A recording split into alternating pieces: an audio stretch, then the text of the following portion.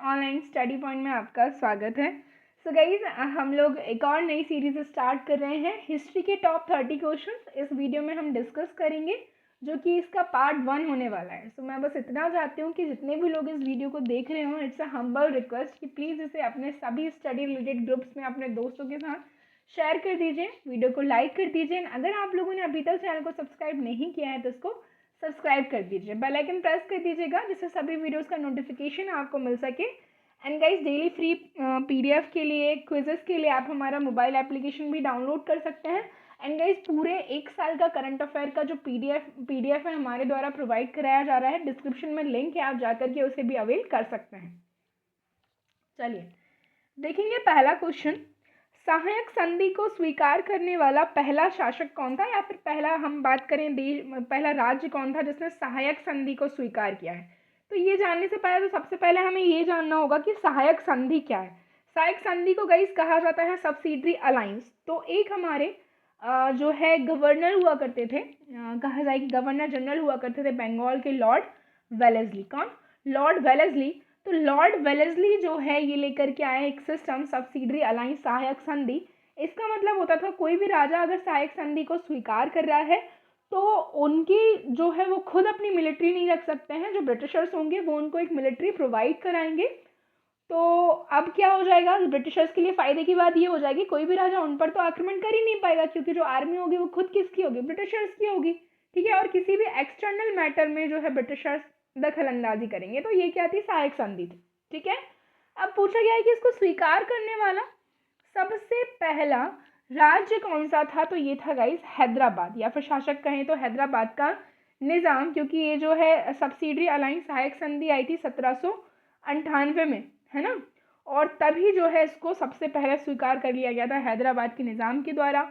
बाद में मैसूर ने, पेशवा बाजीराव सेकंड ने, भोसले, सिंधिया, जोधपुर, जयपुर, सभी ने जो है क्या कर लिया, इसको स्वीकार कर लिया। चलिए अगला देखेंगे क्वेश्चन हम। उस समय जब नेपोलियन की शक्ति के सामने यूरोप में साम्राज्य धराशायी हो रहे थे, निम्न गवर्नर जनरल में से किस एक ने भारत में ब्रिटिश पताका फहराए रखी थी। सो इसका भी आंसर होगा लॉर्ड वेलेस्ली। किसने? लॉर्ड वेलेस्ली ने। लॉर्ड वेलेस्ली भारत के गवर्नर जनरल रहे हैं, मतलब भारत के नहीं, उस समय भारत के तो बाद में बने हैं। 1833 में जो बंगाल का गवर्नर जनरल होता था उसको भारत का गवर्नर जनरल बनाया गया था, जो कि पहले लॉर्ड विलियम बेंटिक बने थे। ये बंगाल के गवर्नर जनरल हुआ करते थे 1798 से लेकर के 1805 तक।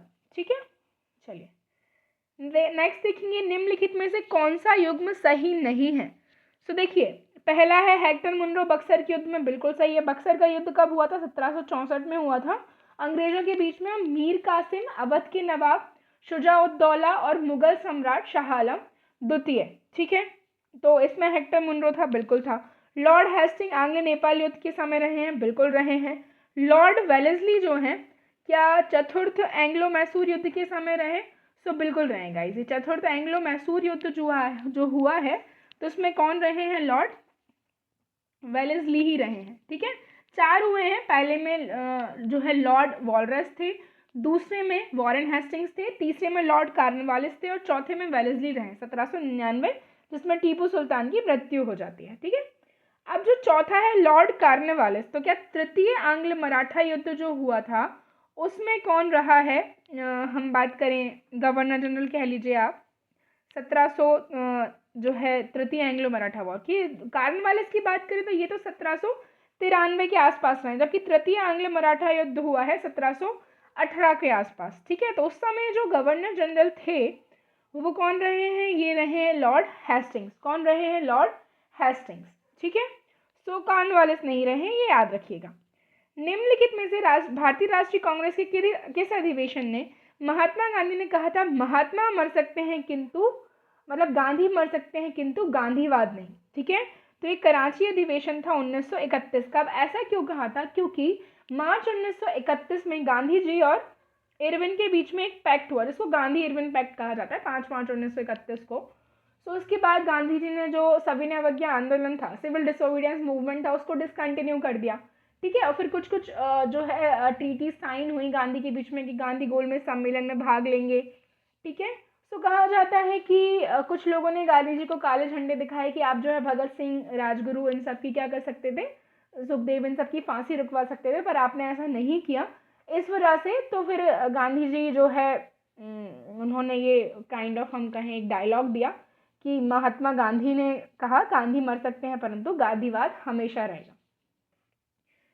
निम्नलिखित व्यक्तियों में से किसने इरविन तथा गांधी को दोनों को महात्मा कहा है? तो ये कहा गया है गाइस सरोजिनी नायडू के द्वारा। और सरोजिनी नायडू जो थी पहली भारतीय महिला अध्यक्ष थी इंडियन नेशनल कांग्रेस की, 1925 के कानपुर अधिवेशन में चुनी गई थी। ठीक है, और पहली हम कहें महिला अध्यक्ष, सिर्फ महिला, भारतीय महिला तो सरोजिनी नायडू है, पहली महिला अध्यक्ष थी एनी बेसेंट जो कि 1917 के अधिवेशन में चुनी गई थी। ठीक है, निम्नलिखित में से कौन सा हम बात करें, निम्नलिखित में से कौन सा एक अशोक का अभिलेख इस परंपरा की पुष्टि करता है कि गौतम बुद्ध का जन्म लुम्बिनी में ही हुआ था? तो गौतम बुद्ध तो जानते ही हैं सभी लोग, गौतम बुद्ध जो हैं बौद्ध धर्म के संस्थापक रहे हैं जिनके बचपन का नाम सिद्धार्थ था। 563 ईसा पूर्व इनका जन्म हुआ है लुम्बिनी कपिलवस्तु। ठीक है, तो जो रमनदेई स्तंभ लेख है अशोका का, मौर्य वंश का एक महत्वपूर्ण शासक रहा है अशोक, उसके अभिलेख से पुष्टि होती है कि गौतम बुद्ध का जन्म लुम्बिनी में ही हुआ था। अब चलिए अगला देख लेंगे, निम्नलिखित में से कौन सा जो है सही सुमेलित नहीं है? लॉर्ड कार्नवालिस स्थायी बंदोबस्त बिल्कुल सही है। लॉर्ड कार्नवालिस जो थे 1793 के आसपास स्थायी बंदोबस्त लेकर के आए थे। ठीक है, सो ये तो याद रखना ही रखना है। लॉर्ड वेलेस्ली सहायक संधि प्रणाली मैं ऑलरेडी बता चुकी हूँ। लॉर्ड हेस्टिंग्स द्वितीय एंग्लो मराठा वॉर, तो ये जो है गाइस लॉर्ड हेस्टिंग्स द्वितीय एंग्लो मराठा वॉर कब हुआ था? ये हुआ था 1803 और 3 से लेकर के 6 तक चला था। तो उस समय जो गवर्नर जनरल थे वो थे जॉर्ज बार्लो। ठीक है, कौन थे? जॉर्ज बार्लो थे बंगाल के गवर्नर जनरल, जबकि हेस्टिंग्स तीसरे वाले में रहे। तो सी जो है यहाँ पर हो जाएगा गलत है, सुमेलित नहीं है सही। लॉर्ड विलियम बेंटिक ने 1829 के 17वें रेगुलेशन से सती प्रथा का समापन किया था। ठीक है, चलिए शब्द इंपीरियल प्रेफरेंस का प्रयोग किया जाता था। इंपीरियल प्रेफरेंस ब्रिटिशर्स के समय यूज किया जाता था, किस टर्म में था? तो भारत में ब्रिटिश आयतों पर दी जा रही विशेष रियायतों के लिए, ब्रिटिश नागरिकों द्वारा किए जा रहे प्रजाति भेदभाव के लिए, ब्रिटिश हित के लिए किए जा रहे भारतीय हित के दमन के लिए, ब्रिटिश हित है ना, भारतीय रियासतों के राजाओं पर ब्रिटिश पॉलिटिकल एजेंटों को दी जा रही तरजीही के लिए। तो जो इंपीरियल प्रेफरेंस था गाइस, इसका आंसर था भारत में ब्रिटिश आयतों पर दी जा रही विशेष रियायतों के लिए। ठीक, इस्तमरारी बंदोबस्त या फिर वही स्थायी बंदोबस्त कौन लेकर के आया था? तो लॉर्ड कार्नवालिस लेकर के आए थे, जिसको हम ऑलरेडी देख चुके हैं, है ना, मैंने आपको बता दिया है। स्थायी बंदोबस्त आप याद रखेंगे लॉर्ड कार्नवालिस। अब ये था क्या? तो इसमें क्या होता था, ये ऐसी व्यवस्था की गई थी कि जो जमींदार हैं वो भू राजस्व वसूल करेंगे और उसका 90% कंपनी को देंगे यानी कि गवर्नर जनरल को देंगे और 10% खुद के पास रखेंगे। अंग्रेजों के शासनकाल में भारत के आर्थिक दोहन के सिद्धांत को किसने प्रतिपादन किया है? ड्रेन ऑफ वेल्थ का जो प्रिंसिपल है, सिद्धांत है, वो किसने दिया है? तो ये दिया गया है दादा भाई नौरोजी के द्वारा। ठीक है, दादा भाई नौरोजी ने किताब लिखी है poverty and un British rule in India. कौन सी किताब? Poverty and un British rule in India. उसमें इन्होंने आर्थिक दोहन के सिद्धांत के बारे में बताया। आर्थिक दोहन का सिद्धांत मतलब क्या? ब्रिटिशर्स हमारा जो पूरी वेल्थ है, हमारा जो अर्थ है, वो कहाँ लेकर के जा रहे हैं? यहाँ से ब्रिटेन लेकर के जा रहे हैं। ठीक है, दादा भाई नौरोजी बहुत बड़ा नाम है। ठीक है, great old man of India भी इनको कहा जाता है। 1906 का जो कांग्रेस का अधिवेशन हुआ था गाइस, उसमें पहली बार कांग्रेस के किसी प्रेसिडेंट ने स्वराज वर्ड का यूज करा। स्वराज मतलब सेल्फ रूल। जो भारतीयों की मांग थी क्या? अंग्रेजों का शासन नहीं चाहिए, मैं अपना शासन चाहिए, दैट इज स्वराज। ठीक है, इसके अलावा Dadabhai Naoroji was the first person to elect as a member of British House of Commons. British House of Commons में चुने जाने वाले पहले भारतीय कौन थे? दादा भाई नौरोजी थे। चलिए आगे देखेंगे, 1857 के स्वतंत्रता संग्राम से संबंधित पहली घटना कौन सी थी?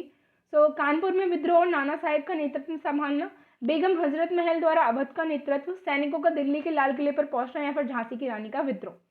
सो इसमें जो पहली घटना थी ये था सैनिकों का दिल्ली के लाल किले पर पहुंचना। अब ऐसा क्यों? तो सैनिक जो है सभी कहाँ पहुंचे? दिल्ली के लाल किले पर। बहादुर शाह जफर जो कि उस समय मुगल बादशाह थे, उनको लीडर बनाया गया। ठीक है, इसके बाद धीरे धीरे धीरे क्या हुई है, घटना होते गई है। कानपुर में विद्रोह नाना साहब और तात्या टोपे ने संभाला। बेगम हजरत महल ने अवध या फिर हम कहें लखनऊ से जो है नेतृत्व किया। झांसी की रानी ने विद्रोह किया डेफिनेटली। ठीक है, इसके अलावा 1857 की क्रांति 10 मई 1857 को स्टार्ट हुई है। कहाँ से हुई है? मेरठ से हुई है। ये सभी आपको याद रखना है। इसके अलावा किस किस जगह से जो है कौन लीडर्स थे जिन्होंने इसको लीड किया है? तो सबसे पहले हम देखेंगे दिल्ली से मुगल बादशाह बहादुर शाह जफर, और उनके जो मिलिट्री जनरल थे वो कौन थे? बख्त खां। ठीक है। लखनऊ से या फिर हम कहें अवध से तो कौन थी? बेगम हजरत महल। ठीक है। कानपुर से नाना साहिब और तात्या टोपे थे। इलाहाबाद से लियाकत अली थे। बरेली से खान बहादुर खान थे। ठीक है। इसके अलावा हम बात करें जगदीशपुर से तो कुंवर सिंह थे। ठीक है। और आगे हम देख लेंगे 1857 की क्रांति की जो घटना हुई उसके बाद एक कमीशन बनाया गया इसकी जांच के लिए, दैट वाज पील कमीशन। ठीक है। चलिए, स्वतंत्रता पूर्व अवधि में ब्रिटिश सरकार द्वारा भारत में आधुनिक शिक्षा का प्रसार का मुख्य उद्देश्य क्या था? आधुनिक शिक्षा लेकर के आए, मॉडर्न एजुकेशन ये लोग लेके आए, तो क्या एक्चुअल इनका जो है मोटिव था? छोटे प्रशासनिक पदों पर नियुक्ति हेतु प्रशिक्षित भारतीयों की आवश्यकता। भारतीय संस्कृति को प्रोत्साहित करना बिल्कुल नहीं हो सकता, क्योंकि आधुनिक शिक्षा तो भारतीय संस्कृति का भाग ही नहीं थी। भारतीय लोगों को आधुनिक बनाना जिससे वे राजनीतिक जिम्मेदारी में भाग ले सकें, ऐसा भी नहीं हो सकता, क्योंकि अगर ऐसा होगा तो फिर तो अंग्रेजों के लिए बुरी बात हो जाएगी अगर भारतीय भाग लेंगे तो, है ना। अब बचता क्या है? Option A. तो छोटे प्रशासनिक पदों पर नियुक्त करने के लिए उनको प्रशिक्षित कर दिया भारतीयों को। ठीक है। पुराणों का अध्ययन करने वाला पहला मुसलमान, तो गाइस पुराणों का अध्ययन करने वाला पहला मुसलमान था अल बरूनी। ठीक है। ये किसके साथ आया था भारत? ये आया था महमूद गजनवी के साथ। महमूद गजनवी वही था जिसने भारत पर 17 बार आक्रमण किए हैं, और उसी के साथ जो है एक मुस्लिम इतिहासकार अल बरूनी भारत आया था, जो कि पुराणों का अध्ययन करने वाला प्रथम मुसलमान है। साथ ही साथ इन्होंने एक पुस्तक लिखी है किताबुल हिंद, जिसका नाम आपको याद रखना है, बहुत पूछी जाती है। किताबुल हिंद अभी किस सब्जेक्ट की है? तो उस टाइम की इंडिया की history, geography, polity, social condition सब कुछ जो है इस बुक में मिल जाता है। ठीक। निम्नलिखित में से कौन सा कथन दादा भाई नौरोजी के विषय में सत्य नहीं है? तो मैंने अभी जस्ट बताया था कि उन्होंने poverty and un-British rule in India नाम की पुस्तक लिखी है, बिल्कुल सही है। उन्होंने गुजराती के प्रोफेसर के रूप में यूनिवर्सिटी कॉलेज लंदन में कार्य किया है, ये भी सही है।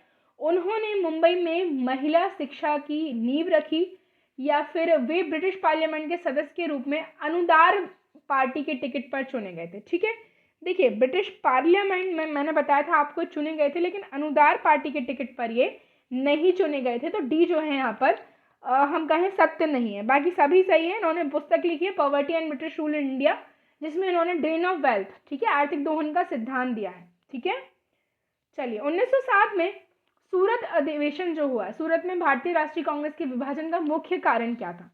देखिए, कई बार हमने डिस्कस किया, हम सभी जानते हैं कि हुआ क्या है। जो अंग्रेजी सरकार के साथ जो नरमपंथी थे, ठीक है, मॉडरेट जो थे, उनकी वार्ता करने का जो तरीका था, उसमें जो एक्सट्रीमिस्ट थे उनको लगता था कि ये इस तरीके से अगर बात करेंगे तो अंग्रेज कभी भी भारत छोड़ करके नहीं जाएंगे। ठीक है। तो वो ये चाहते थे कि कुछ थोड़ा सा रेवोल्यूशनरी वे में क्या किया जाए, सिचुएशन को हैंडल किया जाए। इसलिए अंग्रेजी सरकार के साथ जो नरमपंथी थे, ठीक है, उनकी वार्ता करने की क्षमता के बारे में गर्मपंथी या फिर चरमपंथियों में विश्वास का अभाव होना, इस वजह से 1907 के सूरत अधिवेशन में कांग्रेस का विभाजन हुआ, जिसे सूरत स्प्लिट के नाम से जाना जाता है, जिसकी अध्यक्षता रास बिहारी घोष ने की थी। ठीक है। चलिए, इसके बाद बी इसका आंसर हो गया है। आगे बढ़ जाएंगे। कांग्रेस के 1916 के लखनऊ अधिवेशन में कौन सा मुख्य दूरगामी परिणाम वाला निर्णय लिया गया था? तो जो है यहाँ पर मुस्लिम लीग के पृथक निर्वाचन क्षेत्र की मांग स्वीकार कर ली थी। ठीक है। 1916 में कांग्रेस और मुस्लिम लीग के बीच एक समझौता हुआ, जिसे लखनऊ समझौता या लखनऊ पैक्ट के नाम से जो है जाना जाता है। 1916 के कैबिनेट मिशन में 3 कैबिनेट मंत्रियों से गठित था, जिनमें से कौन इसका सदस्य नहीं था? सो 1946 का जो कैबिनेट मिशन है ये भारत आया था 24 मार्च को। 3 मेंबर थे, Patrick Lawrence, A B Alexander, sir Stafford Cripps, जबकि लॉर्ड एम्बरी इसके मेंबर नहीं थे। और भारत क्यों आया था? भारत में संविधान सभा के गठन के लिए। लॉर्ड माउंटबेटन वायसराय के रूप में भारत आए, ठीक है, क्योंकि भारत को संयुक्त रखने की विशेष हिदायत जो है इनके द्वारा दी गई थी। तो बी यहाँ पर आंसर है। ठीक है। ये चाहते थे, कहा जाता है कि लॉर्ड माउंटबेटन जो है सबसे ज़्यादा दुखी हुए थे जब भारत का क्या हुआ था, विभाजन हुआ था। हम आज भी देख सकते हैं दोनों कंट्रीज के बीच में टेंशन जो है चल ही रही हैं। ठीक है ना। सो भारत को संयुक्त रखने की हिदायत दी थी लॉर्ड माउंटबेटन ने। हालांकि फिर इन्होंने ही 3 जून प्लान बनाया जिसको बाल्कन प्लान कहते हैं, जिसके तहत भारत और पाकिस्तान का विभाजन हुआ। निम्नलिखित में से किस महिला क्रांतिकारी ने दीक्षांत समारोह में अपनी उपाधि डिग्री ग्रहण करते समय अंग्रेज गवर्नर पर गोली चलाई थी? तो ये थी बीना दास। कौन थी? बीना दास। आगे देखेंगे, 1947 में भारतीय राष्ट्रीय कांग्रेस देश के विभाजन के लिए मुख्य रूप से इसलिए सहमत हुई थी क्योंकि वह बड़े पैमाने पर संभावित सांप्रदायिक दंगों को बचाना चाहते थे। ठीक है, ऐसा नहीं था कि वो दोनों राष्ट्र जो सिद्धांत था उन्हें स्वीकार हो गया था या फिर स्वयं को निस्सहाय समझ रहे थे। ठीक है, लेकिन बात ये थी कि सांप्रदायिक दंगे बड़े लेवल पर हो रहे थे, लोगों की जानें बहुत जा रही थी, इस वजह से ये एक सबसे बड़ा कारण था। निम्नलिखित में से किसने कहा कि ब्रिटिश शासन की सबसे अधिक महत्वपूर्ण उपलब्धि भारत का एकीकरण था? तो ये कहा गया था के.एम. पणिक्कर के द्वारा। किसके द्वारा? के.एम. पणिक्कर के द्वारा। घोड़े की नकाल की जो नाल होती है घोड़े की, ठीक है, उसके आकार की मेहराब सर्वप्रथम कहाँ उपयोग में लाई गई है? कहाँ इसका यूज किया गया है? तो ये मैं आपको बता दूं, अलाई दरवाजा। कहाँ है अलाई दरवाजा? दिल्ली में है और इसका निर्माण कराया गया था अलाउद्दीन खिलजी के द्वारा। ठीक है, निम्नलिखित में से किसने कुतुब मीनार के निर्माण में योगदान नहीं दिया है? सो देखिए, कुतुबुद्दीन ऐबक ने ख्वाजा कुतुबुद्दीन बख्तियार काकी की याद में इसका निर्माण शुरू करवाया, इल्तुतमिश ने पूरा करवाया और फिरोज शाह तुगलक ने इसकी चौथी और 5वीं मंजिल बनाई थी। हालांकि सिकंदर लोधी ने भी इसकी मरम्मत का कार्य करवाया था, लेकिन अलाउद्दीन खिलजी का यहाँ पर कोई भी कंट्रीब्यूशन नहीं है in the construction of Qutub Minar. ठीक है, किस मुगल बादशाह या मुगल सम्राट ने तंबाकू के प्रयोग पर निषेध लगाया था? तो ये था गाइस जहांगीर। हालांकि जहांगीर के समय से ही तंबाकू की खेती जो है प्रारंभ हुई थी। ब्रिटिशर्स भारत में आए थे, उन्होंने ही किया है, सारे उल्टे सीधे काम वही करके गए। निम्नलिखित में से किसकी तुलना मकैया वाली के प्रिंस से की जा सकती है? ठीक है, तो मकैया वाली के प्रिंस से की जाती है कौटिल्य के अर्थशास्त्र। अब कौटिल्य कौन थे? तो भाई चंद्रगुप्त मौर्य के गुरु थे। इन्हीं की सहायता से चंद्रगुप्त मौर्य ने नंद वंश के आखिरी शासक घनानंद को मार करके मौर्य वंश की स्थापना की थी। तो उन्होंने एक पुस्तक लिखी है अर्थशास्त्र। और अर्थशास्त्र से कंफ्यूज मत हो जाइएगा, इकोनॉमी की बुक नहीं है, पॉलिटी की बुक है। किस तरीके का शासन होना चाहिए, कैसी गवर्नमेंट होना चाहिए, सब कुछ इस बुक में लिखा गया है। ठीक है, इसका विभाजन 15 मंडलों में किया गया है। 1857 के संघर्ष में भाग लेने वाले सिपाहियों की सर्वाधिक संख्या कहाँ से थी? तो ये थी अवध। ठीक है, अवध या फिर हम कहें लखनऊ। सो यहाँ से जो नेतृत्व कर रही थी वो बेगम हजरत महल थी। ठीक है, और फैजाबाद से जो थी वो कौन थे? मौलवी अहमदुल्ला थे। स्वदेशी आंदोलन के संबंध में निम्नलिखित में से कौन सा कथन सही नहीं है? कुछ विशिष्ट मुसलमान जो है आंदोलन में शामिल हुए, बिल्कुल सही है। स्त्रियों ने भी भाग लिया, बिल्कुल सही है। आंदोलन ने बंगाल के किसानों को ना तो अधिक प्रभावित किया और ना ही वे इसमें शामिल हुए, ये भी सही है। हम कहें यह बंगाल तक सीमित रहा तो ये जो है सही नहीं है। ठीक है, ये कंट्री के काफ़ी सारे पार्ट्स में जो है पहुंच गया था। और हुआ क्यों था? तो बंगाल विभाजन के विरोध में। कौन सा मकबरा द्वितीय ताजमहल कहलाता है? तो रबिया उद दुरानी का मकबरा। ठीक है, ये जो है हम औरंगजेब ने बनवाया था। कहाँ पर? औरंगाबाद, महाराष्ट्र में। ठीक है, दिलरास बानो बेगम या रबिया उद दुरानी का मकबरा, बीबी का मकबरा ऐसे कहा जाता है। निम्नलिखित में से कौन सा जो है सही नहीं है? तो देखिए, अकबर का मकबरा सिकंदरा में है, जहांगीर का शाहदरा लाहौर में है, शेख सलीम चिश्ती का जो है फतेहपुर सीकरी में है, शेख निजामुद्दीन औलिया का जो है अजमेर में नहीं है। ये कहाँ पर है शेख निजामुद्दीन औलिया का? तो ये दिल्ली में है। जबकि अजमेर में किसका है? मोइनुद्दीन चिश्ती का है।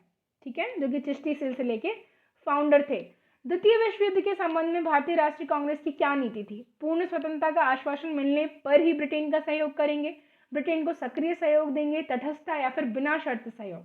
तो भारतीय राष्ट्रीय कांग्रेस ने कहा था कि जब हमें आप आश्वासन दे देंगे कि आप हमें पूर्ण स्वतंत्रता दे देंगे, पूर्ण स्वराज देंगे, तभी हम जो है आपको सहयोग देंगे। सो गाइस, ये जो थी हमारी आज की वीडियो थी। आई होप वीडियो आपको पसंद आई हो। इसे जल्दी से लाइक कर दीजिए, शेयर कर दीजिए अपने सभी दोस्तों के साथ। अगर आप चैनल पर नए हैं तो इसे सब्सक्राइब करना नहीं भूलेगा। हम लोग मिलते हैं नेक्स्ट वीडियो में। Thank you.